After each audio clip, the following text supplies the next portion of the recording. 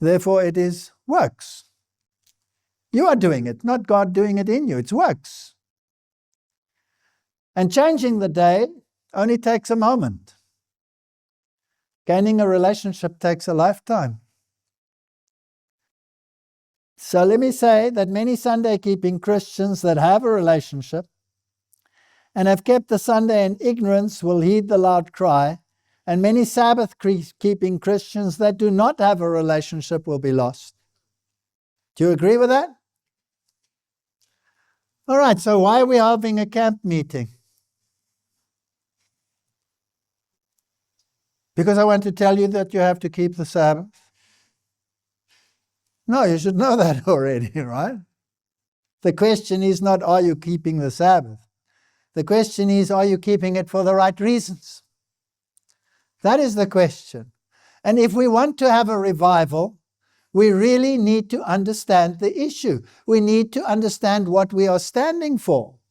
Let me tell you that when they come, just as they did in a trial run very recently, where they tell you that if you do not do what the state tells you, you're going to lose your job and you're going to suffer, and we're going to do this and that and the other to you, and we might even get the army to stamp on you and force you to take whatever we say you have to. Can't happen, or did it happen? Was it a warning? Was it a warning to make a choice based on what you believe the will of God in your life is? Yes. Who's willing to die for a day? I'm not. If they tell me, you have to rest on the Wednesday, or I will kill you. Well, so sure, I'll rest on a Wednesday, no problem. You will not rest on a Wednesday. You will work on that day, or we will kill you. Okay, I'll work on that day. I don't want to be dead. Who's going to worry about a day? But what if the day is coupled to something greater, like your Creator and who you acknowledge as the authority in your life? And they say to you, did God say you must rest on the Sabbath day? No, no, no, no. We're going to force you to do the very opposite.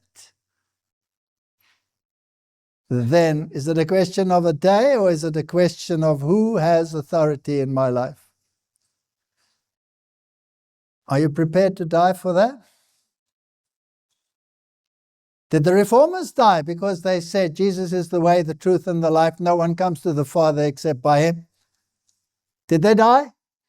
Were they tortured? Yes. And God will have a people that will acknowledge it. Right throughout history, there were Sabbath keepers. Weren't the disciples Sabbath keepers? Weren't the Waldensians Sabbath keepers? Weren't the Albigensians Sabbath keepers? Wasn't the Ethiopian church in Africa Sabbath-keeping church? Did he have Sabbath keepers?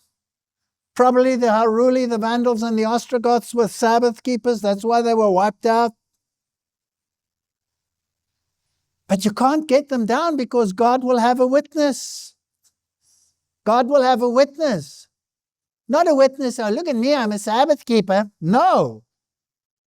Look at me, I believe God rather than you. I trust him rather than you. You can't give me life, he can. That's the issue. And many will heed the call. The message will be carried not so much by argument as by the deep conviction of the Spirit of God. Many will heed the call. Now the rays of light penetrate everywhere. The truth is seen in its clearness. And the honest children of God sever their bands, which have held them. Family connections, church relations are powerful to stay them. Truth is more precious than all besides. Notwithstanding the agencies combined against the truth, a large number take their stand on the Lord's side. A large number. And unfortunately, a large number will leave the ranks of those who they professed were fellow Sabbath keepers.